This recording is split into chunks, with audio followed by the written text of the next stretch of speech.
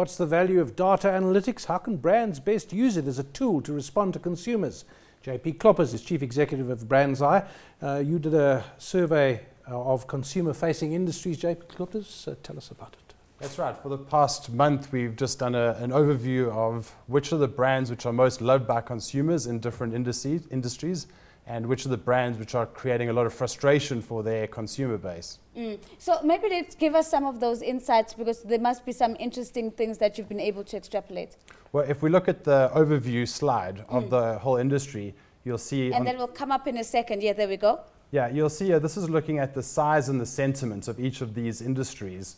You see all the way on the right, we've got the banking industry, banking and telco, very big industries in South Africa from a consumer perspective, and generate quite a lot of negative conversation, which is why they kind of weighted at the bottom. Interesting. Automotive and fast food and coffee are kind of lighter brands. How much of that coffee is Starbucks? Well, we're gonna look at that in a bit. But coffee, it's all positive. It's mostly positive, and what's interesting here is when you look at what's the differential between the different brands. Yeah. Because generally with coffee, people talk about, you know, Instagram of the cup of coffee that they just had, the great experiences that they're having, and sometimes some consumer complaints. But if we actually delve into each of these industries, as we'll do in a sec, we'll start seeing which brands do people love and why. So that's really interesting. So let's get into the mood index, which I understand, JP, really gives us a sense of the nuances behind the sentiment.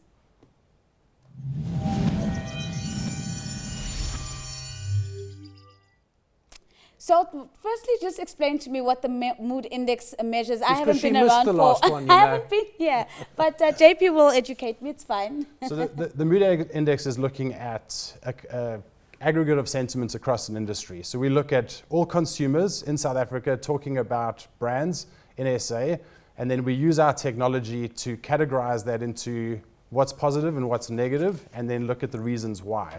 And the mood index is really just giving a summary of that per industry. So let's go through the different industries, because I think you said you touch on at least 6 of those industries to give us a sense. Yep. And I think we're starting off with the automobile industry. What are the key findings? And I think the data is up on screen. Great. In the automotive industry, this is an industry people love talking about positively. And Mercedes-Benz is the most loved brand in the past month. They launched their new E-Class. People are crazy. They don't know what they're talking about. But we can actually see it's fairly close. In some of those spikes, we see in Volkswagen, they've had a tough last month. And if we look into why, they've had a lot of servicing issues, which customers have complained about. Coffee, I'm putting my money on Starbucks. Well, we saw that coffee was all positive, so now let's see what... So coffee here, interestingly, Starbucks is the lowest rated brand in South Africa. But it's very new. It's new. So this is what we're going to need to watch quite closely over the next couple of months. I think people get frustrated by the length of the queues and the slow service times, but that's something which could change very much over the next couple of months. I refuse to queue for coffee. Fast food in general, let's talk about that index. In the fast food side, this was also a surprise. The most loved brand was Hungry Lion. And most known. Most loved. Oh, most loved, wow. And the brand with the most negative sentiment was Nando's, which we totally didn't see coming.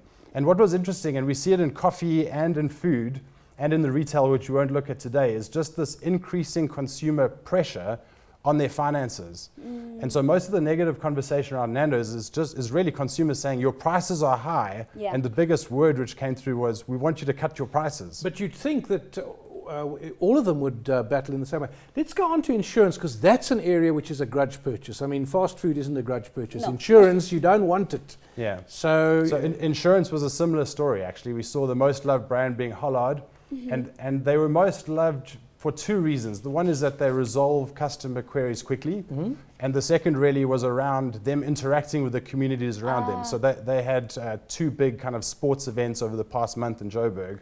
Retail, my favorite. There must be some interesting stuff coming out of the retail space. We're not going to look at retail this week. We'll save them for one of the next So few we'll move weeks. On to telecoms. Yep, telecoms is also a good one.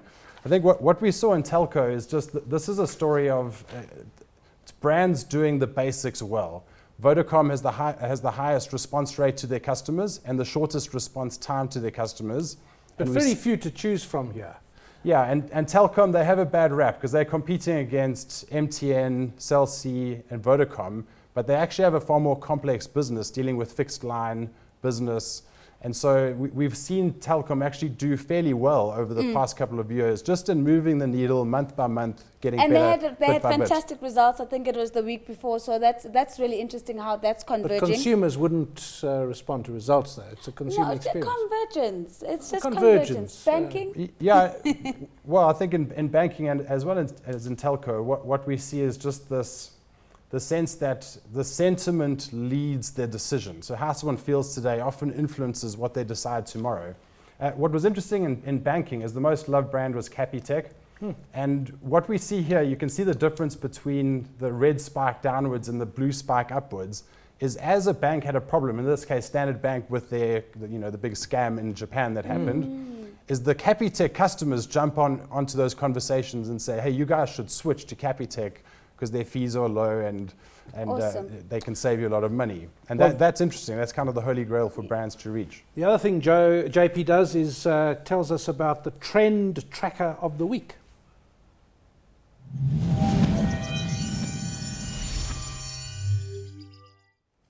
So here on very much a lighter note, the big sort of topic on social media this week was the Oscar Pistorius sentencing.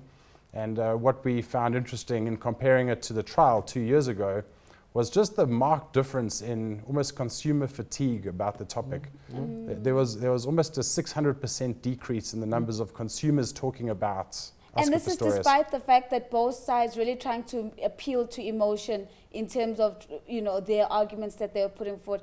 As you're saying, people are just fatigued with this. On the press side, it was more or less a similar amount of press mentions from the trial to now. But on the consumer side, you'll see in many of the tweets that'll come up on the screen, just people are tired of it, and I think they're wanting to see progress in this area, particularly violence against women. And as the tweet was saying, it's beyond annoying, which I guess it's sad when issues get annoying, but persist and continue. Yeah, and I suppose also there's nothing new now. It's a question of how many years. That's it. Yeah. Well, and that is it for business this week. Thanks, JP, for educating me about this new addition to the show. I think I'm really going to enjoy it. Of course, JP Kloppers is the Chief Executive of Brands.